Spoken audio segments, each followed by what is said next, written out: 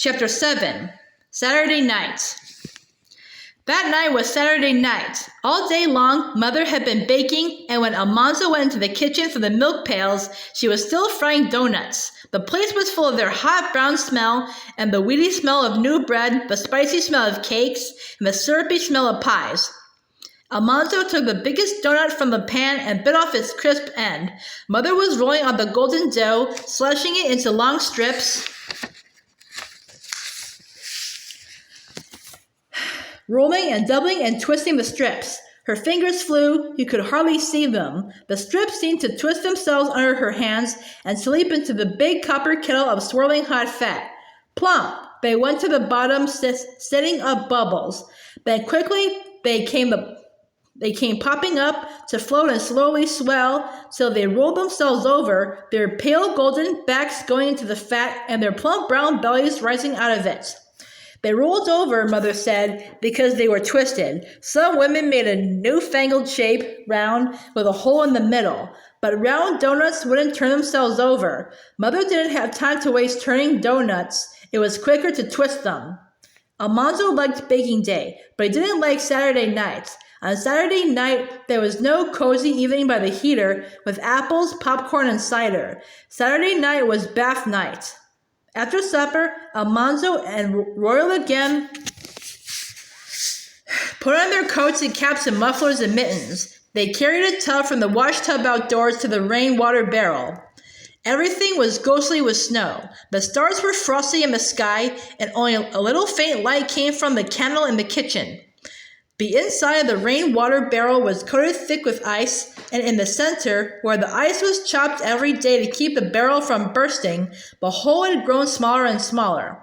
Royal chopped at it, and when his hatchet went through with an oozy thud, the water welled up quickly because the ice was squeezing it from all sides.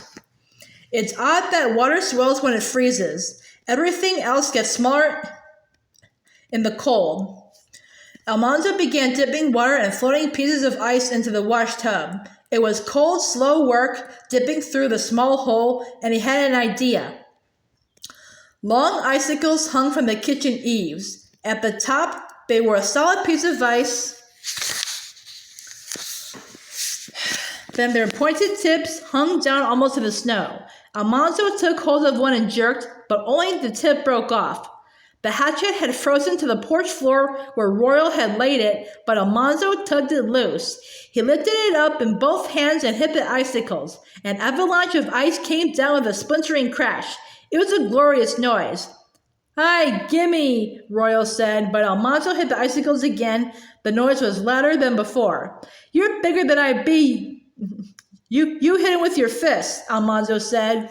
So Royal hit the icicles with both his fists. Almanzo hit them again with a hatchet. The noise was immense. Almanzo yelled and Royal yelled, and they hit more and more icicles. Big pieces of ice were flying all over the porch floor, and flying pieces pitted the snow. Along the eaves, there was a gap as though the roof had lost some teeth. Mother flung open the kitchen door. "Mercy on us," she cried. "Royal, Almanzo, be you hurt?" "No, Mother," Almanzo said meekly. "What is it? What be you doing?" Almanzo felt guilty, but they had not really been playing when they had work to do. "Getting ice for the bathwater, Mother," he said. "My land! Such a racket I never heard. Must you yell like Comanches?" "No, Mother," Almanzo said. Mother's teeth chattered in the cold, and she shut the door. Almanzo and Royal silently picked up the fallen icicles and silently filled the tub. It was so heavy they staggered when they carried it, and Father had to lift it onto the kitchen stove. The ice melted while Almanzo greased his moccasins and Royal greased his boots. In the pantry, Mother was filling the 6-quart pan with boiled beans, putting in onions and peppers and a piece of fat pork, and pouring scrolls of molasses over all. Then Almanzo saw her open the flour barrels. She flung rye flour and cornmeal into the big yellow crock and stirred in milk and eggs and things, and poured the big baking pan full of the yellow-gray Ryan engine dough.